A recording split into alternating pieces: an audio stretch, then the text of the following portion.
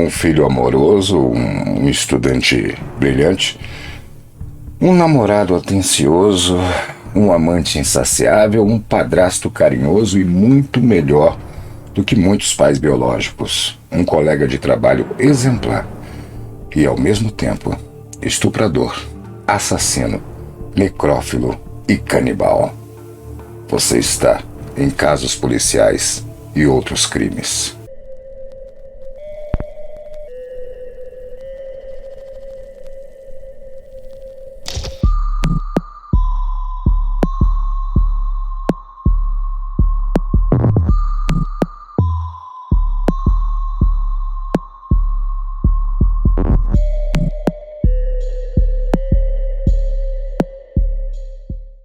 Theodore Robert Bundy, nascido em 24 de 11 de 1946, morto aos 42 anos em 24 de 1 de 1989, executado na cadeira elétrica. Conheça o caso Ted Bundy.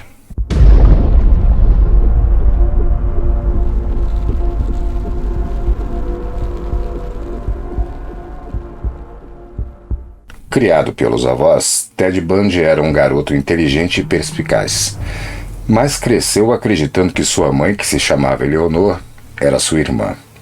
Ted foi criado pelos avós que se passavam por seus pais adotivos. Sua mãe, Eleanor Louise Cowell, era apresentada como se fosse sua irmã, o que só mudou quando esta encontrou o homem que se tornaria o padrasto de Ted e que lhe daria o sobrenome Bundy. Sua infância na casa dos avós também teria sido outro problema. Ele convivia com as explosões de violência do avô, que muitas vezes agredia na sua presença a avó. Durante o ensino médio, ele teria sido investigado por roubo 2 vezes e, quando adulto, chegou a trabalhar numa linha telefônica de prevenção ao suicídio e no Comitê Anticrime de Seattle, no qual um dos projetos envolvia a prevenção ao estupro. Quando jovem, conheceu Elizabeth Klopfner, um de seus grandes amores. Enquanto namoravam, ele tratava a filha dela como se fosse a sua própria filha, sendo considerado um padrasto muito amoroso e atencioso. A verdadeira face de Ted foi revelada no final dos anos 1970, quando ele foi julgado por diversos homicídios em 7 estados norte-americanos. No fim, ele confessou ter sequestrado, estuprado e matado um total de 30 mulheres entre 1974 e 1978. Foi em 1974 que meninas começaram a desaparecer no campus universitários dos estados de Washington e Oregon, região vizinha à casa de Bundy. No outono daquele ano, o jovem resolveu começar a estudar Direito na Universidade de Utah. E, não por coincidência, diversas estudantes de lá foram sequestradas, abusadas e mortas.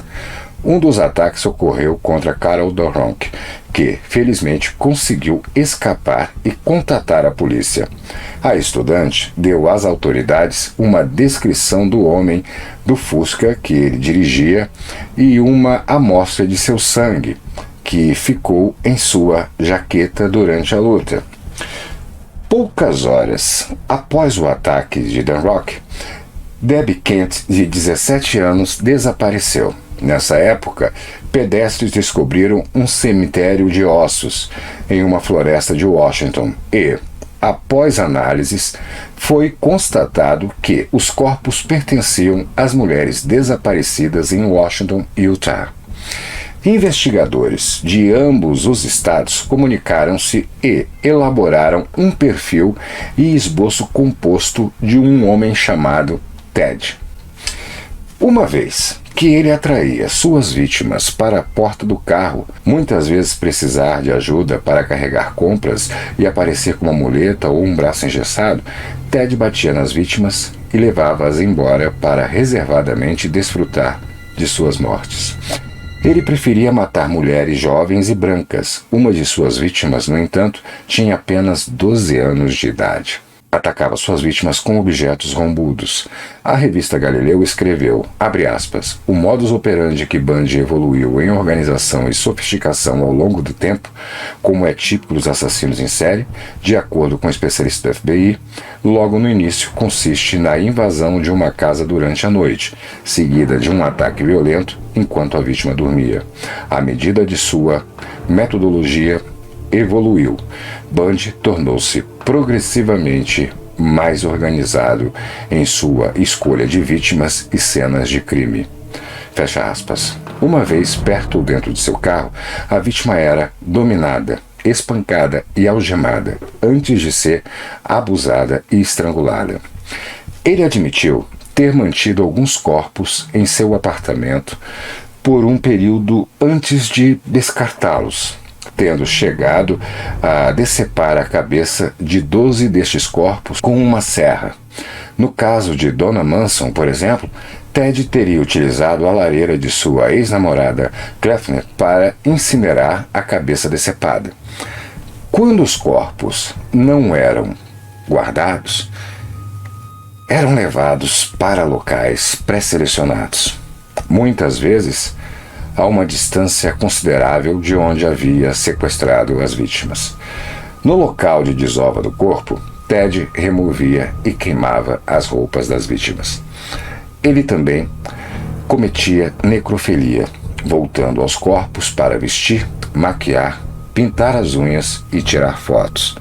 Ted admitiu que tinha um apetite insaciável por pornografia violenta. Em 1974, ele foi preso por um oficial de trânsito quando tentou fugir de um procedimento padrão. Alcançado, os oficiais encontraram algemas, um picador de gelo, um pé de cabra, uma meia calça com buracos para os olhos e outros itens questionáveis em seu carro.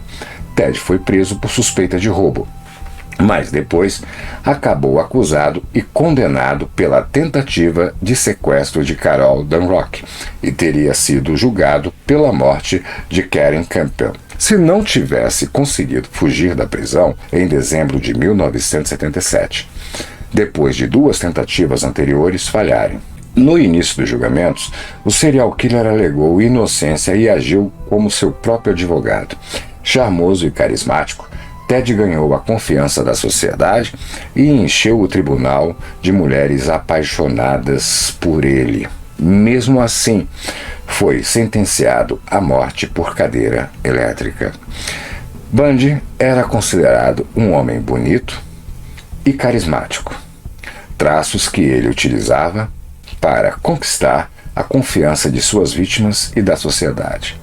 Bundy se aproximava de suas vítimas em locais públicos, fingindo lesão ou incapacidade, ou fingindo ser uma figura de autoridade, antes de atacá-las e deixá-las inconscientes, e as levava a locais reclusos para matá-las. Às vezes, ele retornava à cena dos crimes, ajeitando o local e tendo relações sexuais com os cadáveres, em decomposição até a fase de putrefação, ou outros acontecimentos, como animais selvagens mexendo nos corpos, que o impedisse de continuar. Ele decapitou ao menos 12 vítimas e manteve algumas das cabeças em seu apartamento como lembranças. Em algumas ocasiões, ele invadiu a casa de suas vítimas à noite e as espancava enquanto dormiam. Em 1975, Bundy foi preso pela primeira vez, sendo capturado pelas autoridades de Utah por sequestro e tentativa de agressão criminosa. Ele, então, se tornou suspeito de uma longa lista de homicídios que aconteceram em vários estados. Enfrentando acusações de assassinato em Colorado, ele orquestrou 2 engenhosas fugas e voltou a cometer crimes na Flórida, incluindo 3 homicídios, antes de ser recapturado em definitivo em 1978. Pois, em fevereiro de 1978, uma semana depois de ter assassinado Kimberly Lust, de 12 anos, ele foi parado pela polícia em Pensacola, como dirigia um carro roubado, acabou preso. A polícia, que o procurava, então ouviu diversas testemunhas e encontrou evidências físicas que o ligavam a 3 assassinatos, dentre elas um molde feito a partir das marcas de mordidas encontradas no corpo de uma das vítimas da Chi Omega. No caso de Kimberlich, também foram encontradas fibras de roupa de Ted na cena do crime. Ted defendeu-se em julgamentos em Utah, Colorado e Flórida, enquanto a polícia tentava reunir o rastro de jovens mortas que conduzisse até si. Durante seus vários julgamentos, um Ted Bundy muito seguro de si se defendeu, recebendo elogios e uma legião de admiradores. Depois de várias apelações, Bundy foi eletrocutado pelo estado da Flórida em 1989. Para sua última refeição, ele pediu bife, ovos, pão e café, mas a recusou porque não estava com fome. Segundo a revista Galileu, suas últimas palavras foram, abre aspas, Jim e Fred, eu gostaria que vocês dessem meu amor à minha família e amigos, fecha aspas. Jim Coleman era um de seus advogados e Fred Lawrence era o ministro metodista que rezava com Bundy durante a noite. Ted havia sido condenado pelo assassinato de 36 mulheres, mas a polícia estima que o número possa chegar até 65. Segundo as autoridades, seu primeiro assassinato teria sido aos 14 anos, quando teria matado um vizinho de 8 anos. Pelos homicídios cometidos na Flórida, ele recebeu 3 sentenças de morte em 2 julgamentos. Durante seus julgamentos, Bundy, formado em Direito e Psicologia, agiu como seu próprio advogado em vários momentos. Concedeu entrevistas a jornalistas e atraiu enorme atenção da mídia por sua eloquência e carisma. Ele tentou utilizar este interesse midiático a seu favor, ao passo que resistia a confessar seus crimes, numa tentativa de adiar sua execução. Contudo, Bundy foi levado para a cadeira elétrica na prisão estadual da Flórida, em Redford, e executado em 24 de janeiro de 1989. A biógrafa Ann Hulley, que havia trabalhado com Bundy, o descreveu como um sociopata sádico que tinha prazer em tirar a vida e a dor dos seres humanos e do controle que exercia sobre suas vítimas, ao ponto da morte e até depois. Uma vez, Bundy se autoproclamou, abre aspas, o filho da mãe de coração mais frio que você já conheceu, fecha aspas. O advogado Paul Nelson, um membro de seu último time de defesa, escreveu que ele era a própria definição do mal sem coração. Palavras do advogado que o defendeu. Querem nos calar? Contamos com a sua ajuda para que isso não ocorra. Crimes não podem ser esquecidos e criminosos não podem ficar impunes. Divulguem os vídeos. Só assim não seremos intimidados. Equipe Sine Qua Non.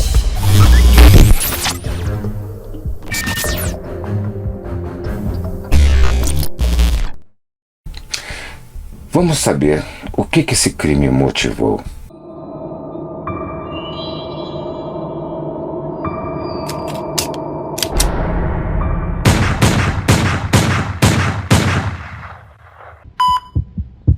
Se você gosta da proposta do nosso canal, quer receber um conteúdo exclusivo feito para apoiadores, escolha na descrição do vídeo a sua opção de se tornar nosso mecenas. Casos policiais e outros crimes com Luiz César Rangel. A história do serial killer Ted Bundy é uma das mais emblemáticas que aconteceram no mundo. Rendeu diversos seriados e filmes, mas o mais impressionante de tudo é o culto que ainda existe em cima do que ele fez e dos acontecimentos decorrentes disso. Para se ter uma ideia, O Fusca de Ted até hoje é exibido no museu e pessoas frequentam para tirar fotografias. Não sei se é mais doentio alguém ser assim ou se é doentio se ter isso como uma celebridade. Mas sendo celebridade ou não, quantos Teds não existem à nossa volta e nós não temos conhecimento? Então por isso é muito importante toda a atenção. E não se esqueça, meu nome é Luiz César Rangel e eu te encontro no próximo crime.